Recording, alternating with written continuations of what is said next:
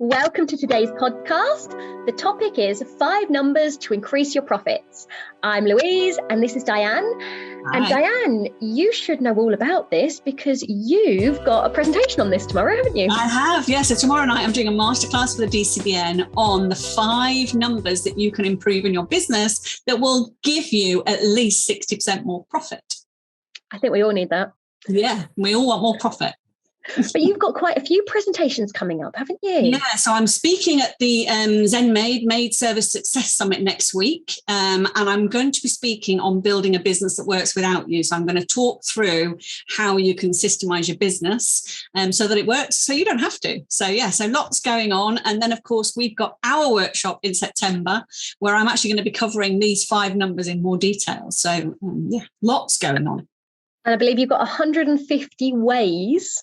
What are they? Ways to improve your profit? What is it? Yeah, but over 150 strategies for improving the 5 numbers that give you over 60% more profit. And I'm going to be sharing all 150 at the workshop in September. I'm going to be sharing a few tomorrow night in the masterclass, and I'll share a couple of tips on the podcast as well, just as a little freebie for everybody.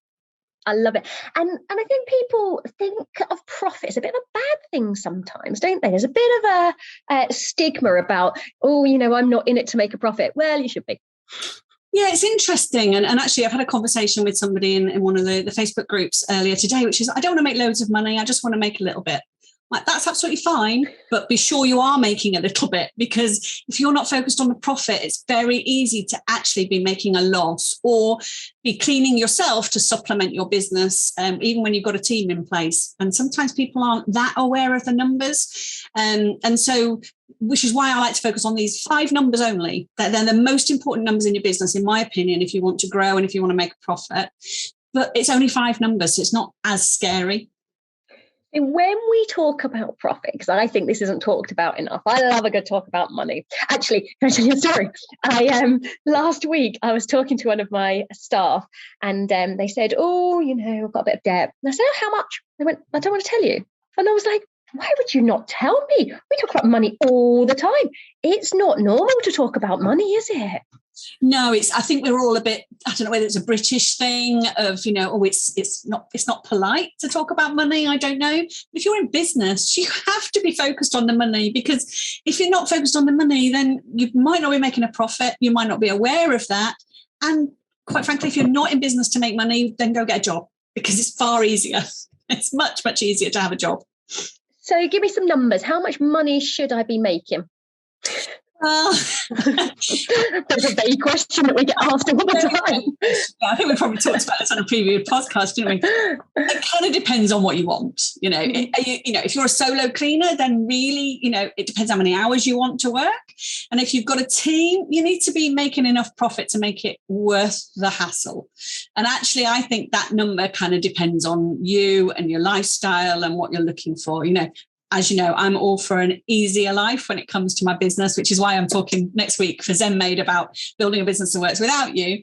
But I'm prepared to sacrifice a bit of profit in order to have that freedom. I would rather make less profit and have more of a life. Whereas some people were like, no, I'm happy working in the business, in which case they should be making more profit. So it depends is the short answer. Okay, right. So come on, let's get straight onto it, Diane. So do you want to know what the 5 numbers are? Go on then. Go on.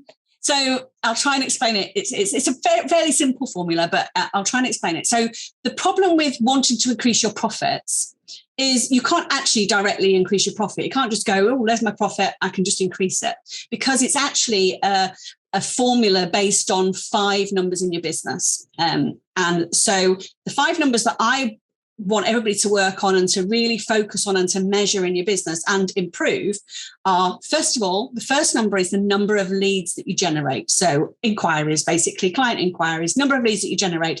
You start measuring that number. It's also important to measure where they're coming from, but at least measure how many leads come into your business. Then you can work on generating more if you want to grow your business.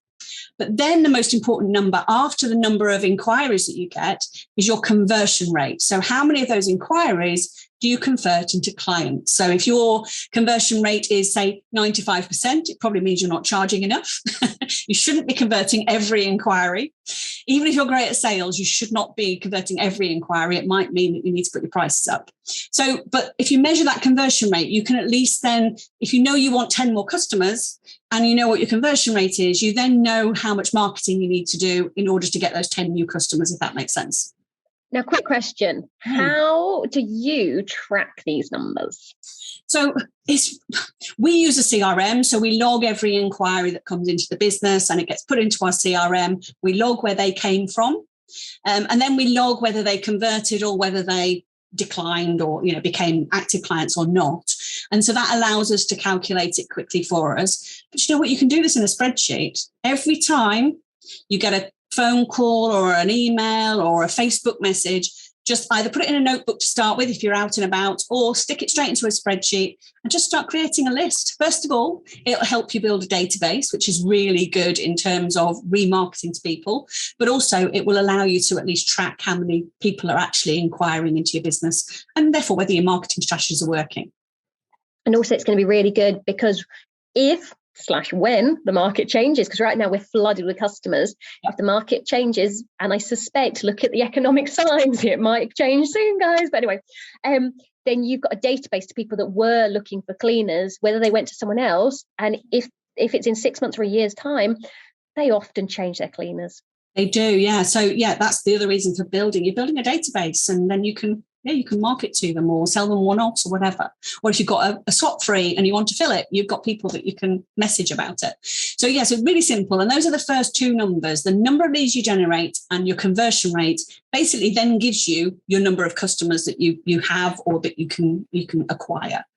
Then you look at how much those customers spend with you. So is that £20 an hour? Is that £15 an hour? Is that £25 an hour? Whatever it is for your business, how much does, on average, a customer spend with you for each clean? You don't want the hourly rate, do you? You want to know they're spending £60 with me or they're spending £80 with me. Yeah. And that's why it's sort of slightly different for every business because we're all charging different amounts. But in our business, we actually measure it on how many hours they have rather than how much they spend, if that makes sense. You can do it either way. But our average customer is, I think it's 2.8 hours a week, because bearing in mind this is averaged out. But lots of people have different rates. Exactly. So they would want to know the average spend. But anyway. So how much on average a client spends for each clean, okay? Then the next number is how many times they have the cleaner. So how many visits they have. And you can do this quarterly or yearly or whatever, however you want to measure it. So that might be, if you've got lots and lots of fortnightly customers, they're probably only spending between 20 and 26 times a year with you, having those number of cleaning visits. Or it might be that you go to somebody twice a week. So they'll be obviously more often. So but it's important that you measure the number because if you know what you are now, then when you use some of the strategies that I have to improve that number, you know that it's increasing and that, what you're doing is working, if that makes sense. So these are your four numbers so far. Number of leads, your conversion rate, then gives you your number of customers. How much they spend and how often then gives you your turnover, your sales figure for either the quarter or the year or how long a period you're measuring. Does that make sense so far? I'm with you, Diane. I'm with you. I think everyone else is too. Hopefully. Go on, okay. give us the last one. The fifth number that you need to measure is your profit margin. So you've come up with your sales figure now, whatever that is.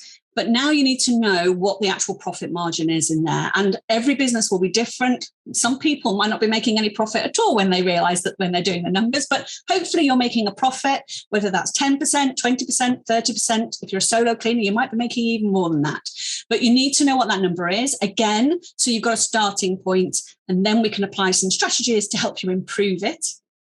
And the sales figure times your profit margin gives you your profit. Yeah, and when you talk about this, you're going to have slides and things, aren't you? I show it in a formula. It's a lot harder on a podcast to explain the formula, but it works really well. But the most important thing is actually the strategies that you can use to improve those. So we chatted beforehand, didn't we, Louise? And we thought we'll have a look at improving conversion rates. So i.e. converting those leads into clients. So we'll look at strategies that you can work on to improve your conversion rate. And then, because we all like a good profit, is let's have a look at the strategies that we can use to improve profit margins. Okay. Tell us how we're going to convert. Didn't we do an awful lot on conversion? And because we've worked really hard, both of us, on conversion looking so easy. There are some really quite, by the time you get to our scripts, which we've just released, haven't we? One of the scripts, when you look at our sales scripts, there is some quite complicated, I teach NLP, neuro-linguistic programming, and there's some real NLP in there in all of our sales scripts. But anyway, I'm going to let you hand you the control here. What are we going to talk about? Two of the strategies that you can use to improve your conversion rate is to have sales scripts and use key questions and, those temperature checking questions, how does that fit with what you had in mind? All the things that Louise and I have talked about before and that, we do in our training is about having those sales scripts in place, but also maybe, having some, getting some extra sales training, that's a strategy in itself, whether it's you getting sales training or if you've got a team member doing it for you, are you training them? We have sales training videos and sales training manuals for our team so that I know, my manager does all our sales now because I've trained her to do it how I know it works. So yeah, definitely sales skills are, two of the key strategies.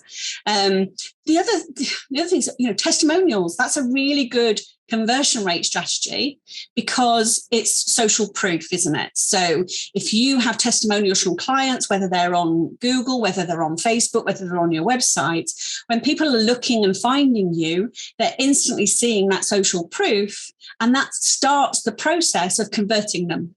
So, actually having testimonials is a really good conversion rate strategy. I'm so lazy with this. We totally don't have enough, but then most of our work comes from recommendations. So I'm like, I know it works. I know it's out there, but yeah, definitely need it online. Yeah. And the other thing as well, and I'm pretty sure that you do this when you're doing your sales appointments, whether they're on video or over the phone or in person, is actually asking for the sale sometimes, and I see this a lot from people where they might they go along to the sales appointment, they've looked around the house, they've already got an idea in their mind how much it's going to be, and they'll leave the house without the sale because they don't want to face a no. So I'll email you a quote.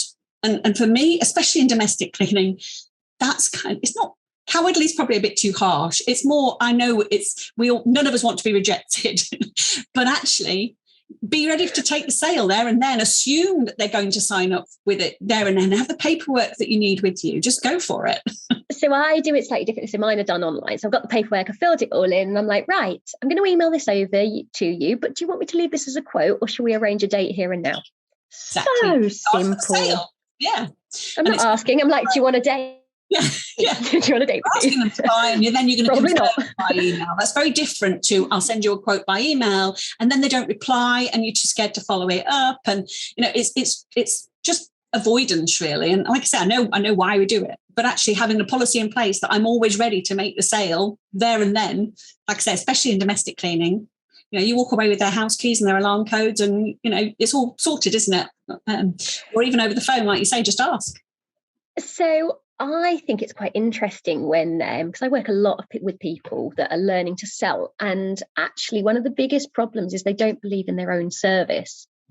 And it's not even they can't sell. And I've probably been in this before, where it's all going a bit wrong. Like to say it's never happened, but it has. It's all going a bit wrong. You've had like 4 complaints that week. You try going out and selling yourself as a premium company with that in the back of your mind.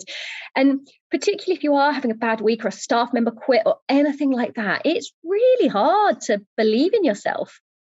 Yeah, no, I get it. And I suppose that's where the sales script and kind of knowing that this is how you do it, you can kind of almost go into auto mode a little bit, so that actually rather than having all that anxiety before the sales appointment, whether it's on the phone or in person, which is where we end up avoiding it because it's like awkward. You've got a script there.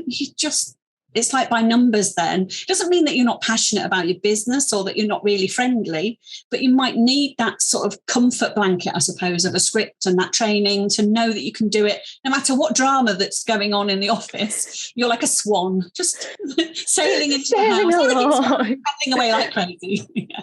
Some of mine, I'm very naturally, very enthusiastic, very excitable. You probably noticed. And I find this sometimes, if I'm not quite feeling it, I am the most relaxed person on a sales thing. Because you're right, I'm going through the script. I know exactly what I'm going to say. I'm blah, blah, blah, blah, blah, blah. Is that the right word? Anyway, plodding through it. And I'm just a bit more chilled out and relaxed. So, but mindset matters. Yeah. And one of the things that I learned, this is going back years ago when I was managing a telesales team, and it was smile and dial. And actually, sometimes, it's not quite the same sort of environment, but actually just slap a smile on your face, follow the script. And honestly, it will come back again. Your confidence will come back because when we talk about pricing, it's always about confidence. And I always tell people, look, just sell one client at £20 an hour. If they say, or 25, whatever it is. And trust me, once you've done that, that's it. You'll be able to sell everybody at that price because you've suddenly got, I can do this. Do you know, I probably approach it slightly differently. I'm really honest with people. And I'm like, right, when you first pitch, might be 20, might be 24, might be whatever you don't believe in. I'm like, right, do it 10 times and expect 10 rejections. And when you've been through those 10 times, then I promise they're going to start saying yes. And it will be by 10, they will have had a yes. But I normally say, look, expect a lot of no's. Just get out there and do it. And also, I certainly, and I think you've said this in the past, is whenever we put our prices up, the first one, it's always a little bit nervous. They're never going to pay that. It's going on in my head too. But you trust the script, you trust the process. And actually, the first one might not go for it. They might go, oh my goodness, that's way more than I was expecting. And I just say, well, what were you expecting? And because that's in the script. So it's much easier. Yeah. Do you know, so when we talk a lot about believing in yourself and believing in your prices, I'm going through exactly this in a slightly off topic. But on one of my other companies, we sell a product and it's going up by £1, which is nothing.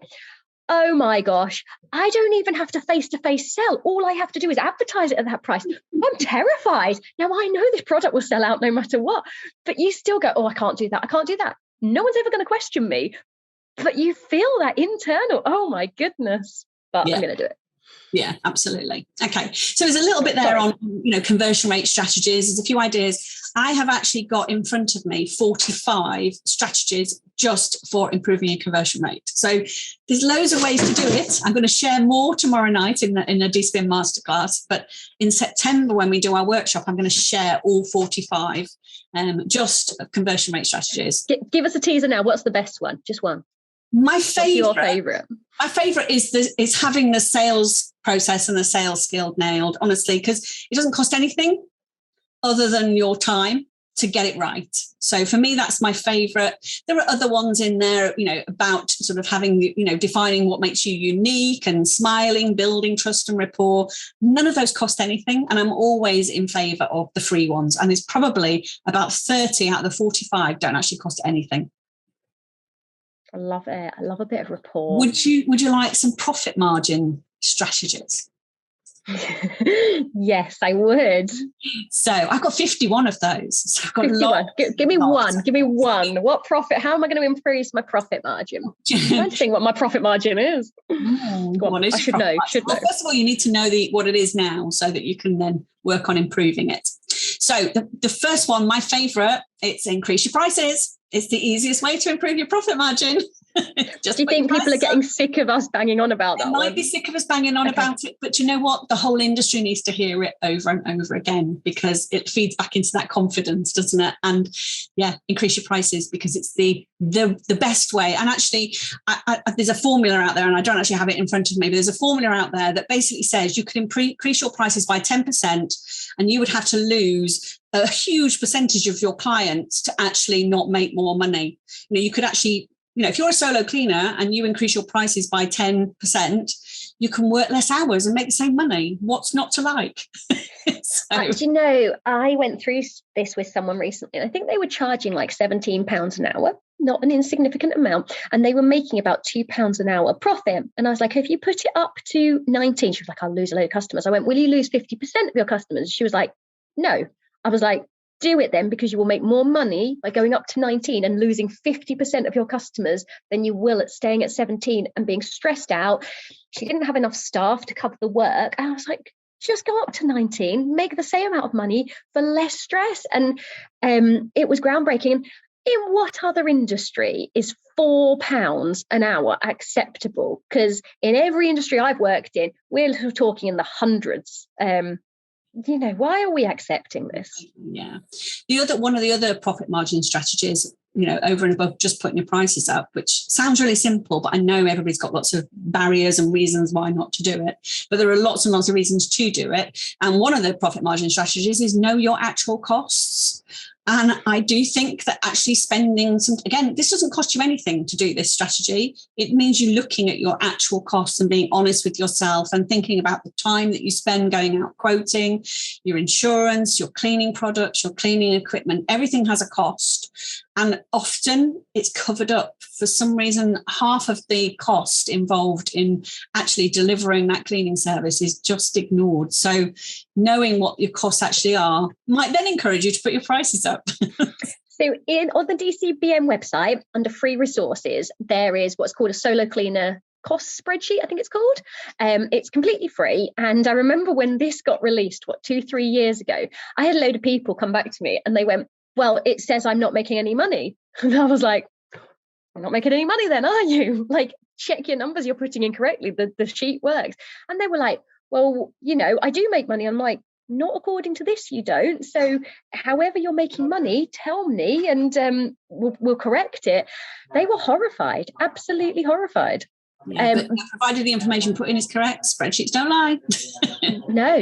No. Numbers don't lie. They tell you the truth about your business, whether you like it or not. And, part of this, knowing your actual costs, it's not being frightened of the numbers, because sometimes it's a bit like not going to the doctor because you think something's wrong with you. A lot of the time in business, people will avoid the numbers because they know something's not quite right, but they'd rather not know sometimes. I don't think they avoid the numbers. Well, they might not avoid the numbers because it's not quite right. But I think a lot of people don't feel confident or even know where to start with some of these numbers and calculations that are so normal, so easy to you and I. Like, as a doddle, why would you not enter this calculation? I think if you've never done the training, then how do you even know where to start? And a lot of people, they're going to accountants for really quite basic things. You do not need to pay an accountant to tell you your business is making no money. So I kind of think that's what I love about the DCBN. It gives you the basic things for free. Don't pay an accountant absolutely to find out your profit margin. It's there to do your year end. So by their very nature, they are there to tell you how you did last year. It's too late.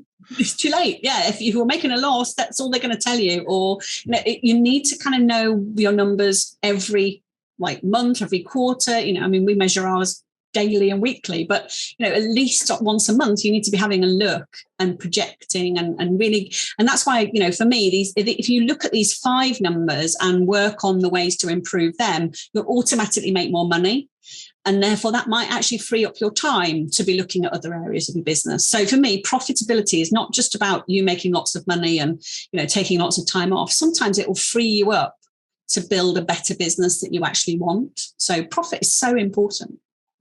Okay, let's have another tip on profit margin. Well, in domestic cleaning, I would say use commercial products, because, whether you're a solo cleaner or whether you've got a team, I think most solo cleaners that use shop bought products and are working, say, 25 to 30 hours a week spend more than my business, which is, sizable, in cleaning products every month, because commercial cleaning products cost pennies per spray bottle, whereas you're going to pay at least £1 a bottle for something in B&M bargains or wherever. And actually, never mind the safety aspects, which we talked about before, it will save you a fortune. So have a look at ways that you can reduce the cost of materials. That's a really big profit margin strategy, is just reduce your costs, know what they are, and then work on reducing them.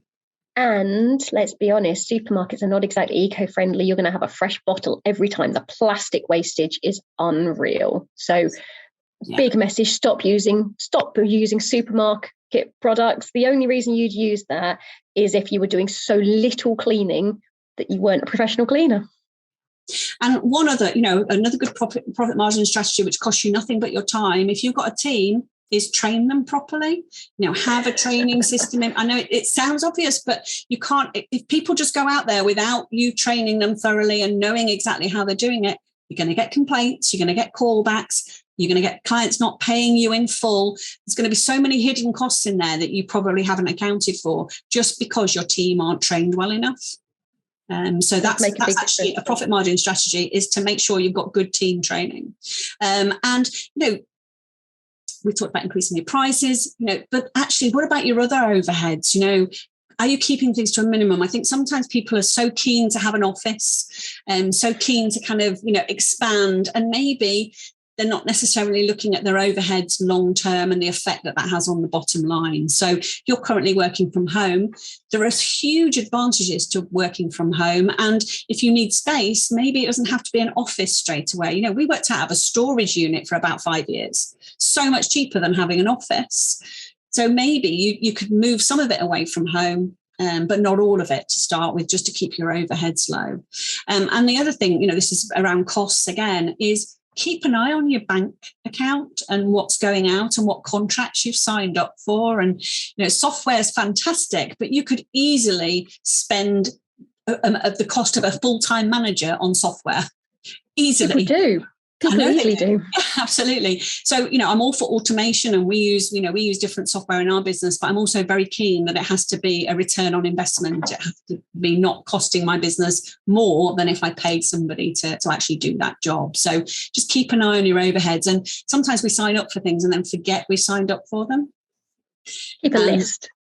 Yeah, it could be it might be the odd $7.99 here or $15.99 there. And you just forget that it's going out. And over a year, those soon add up. And, even little things like, has your mobile phone contract ended?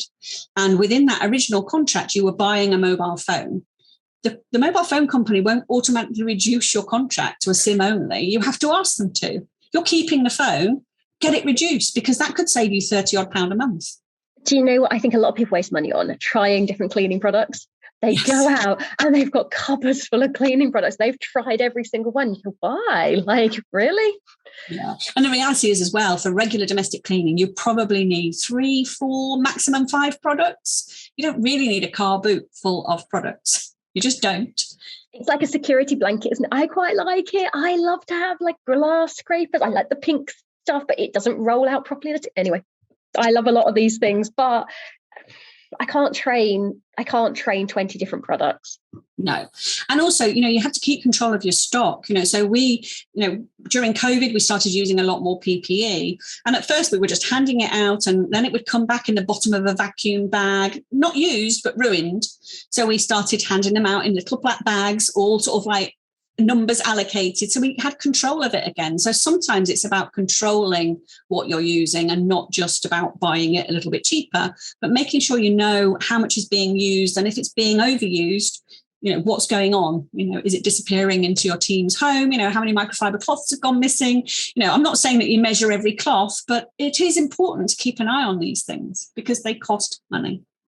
Oh, do you know what? I don't know how many cloths I must have lost over the years. Where have they gone?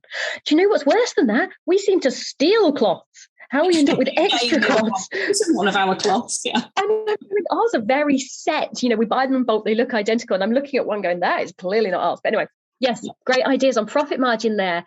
There's quite a few to go at. Like I said, there's lots in there, that you just need to sort of monitor the numbers. But for me, with these 5 numbers, the number of leads you generate, your conversion rate to clients, how much they spend, how often, and the profit margin. If you can increase each of those just by 10%, then, and you might increase one by 15 and one by 5, so it might average out over. But if you increase each one just by 10%, it will increase your profit by 61%. I love it. And most of it, I could improve that by 10%. That's not difficult. I could put my prices up by 10%. That's it. Bang, profit margin done. I could generate 10 more leads. I normally generate 100. I could generate 10. Or if I normally generate 5, I could generate 6. Just improve each one by a little bit. And it gives such a massive difference to your profit margin that it's worth focusing on those 5 numbers just for that reason. I love this. And do you know what I like? When somebody normally comes along with a problem and they go, I'm not making enough money, like we almost have to just go, right, tick, tick, tick, how are we doing at each of these? And you can quite quickly identify the problem and where to go, can't you? I love it. Where is the problem that we need to fix? Is it the profit margin? Is it you're not generating any leads? Is it you can't convert? Is it all your clients are paying you £30 a fortnight? What is it that's going wrong in those numbers, meaning you're not making enough profit? So hope that's been helpful. I'm going to go into more detail on this tomorrow night. And then, in our workshop in September, so look on the DCBN website, we've got an amazing all-day workshop with Louise and I, and this is just one of the topics that we're going to talk about out of the 4. And I'm so excited because we did one of these, the last cleaning show, didn't we, in Manchester? Oh, the feedback was amazing. And do you know what I've loved seeing since? Obviously, everyone's business has done great. They've implemented a lot of these, but honestly, their businesses were pretty good anyway. The friendships that have been, I think that in itself has been worth it. Obviously, their topics were great. People took a lot from it, but I have loved watching the friendships. They've met up. I never expected that kind of result from our workshops, really. Obviously, I was in Southampton at the weekend and we had a South Coast meetup, and that is definitely one of my favourite bits. My passion is the online training library. That is my best. I think it's the best membership benefit. But in terms of the community, I love it. It's fantastic because no matter what type of business we have or where in the country we are, we all have the same challenges and we can help each other with them. So. Yeah, I love it. I love it. So, so our 4 topics. Do you have the 4 topics? I have the 4 topics. The first session, and I think this is one of Louise's favourites, is: are you a cleaner, a manager, or an investor in your business? So there's going to be a lot of good discussions around that. And the second topic is what we talked about today: 5 numbers you can change to make 61% more profit. And then session 3, it's another one of our favourites, which is getting your team to love you. Your team love you, Louise. I gave them iced water yesterday, the hottest day of the year. I froze an entire pack. I put it in my chest freezer and rocked up and gave them. I don't know if it helped. I don't think they loved me because they were going out to work on the hottest day of the year, so probably not.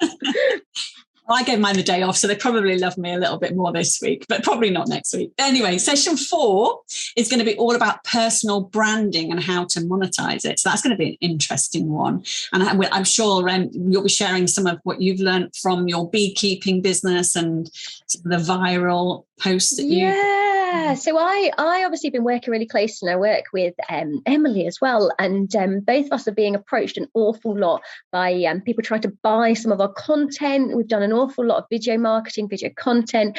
It's quite interesting as you start to monetize it. It's something I've been studying an awful lot. Do you go for ads? Do you go, actually, how do I sell with this? How do you work with partners? What is your brand? And the thing that I've struggled with most, and I think I've expressed this to you quite a lot, Diane, is who actually am I online? Because it's not always real. Yeah. And I suppose that's where the personal branding comes in. Sometimes it's, do I really want to put my head above? Do I want to stay behind my logo?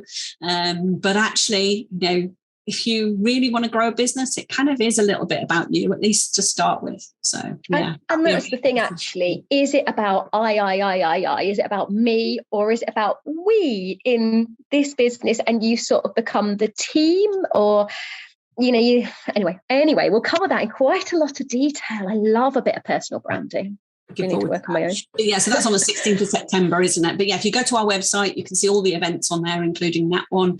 And we're going to be going to the cleaning show the next day. So yeah, it'll be a really, really good weekend. And this is the Cleaning Expo in Stoneleigh on the 17th of September. 17th. Yeah. I don't know when it is. It's in my diary. On the 16th, the Cleaning Expo on the 17th, and then home on the Sunday. And we're all staying over in a hotel, aren't we? Having a nice dinner. It's a nice hotel, isn't it? Yeah, quite swanky. Yeah, so it should be a nice weekend. Perfect. A few drinks, not too many, and we'll have great fun. Perfect. Right. I'll see you again next week. Thanks, Louise. Bye. Bye.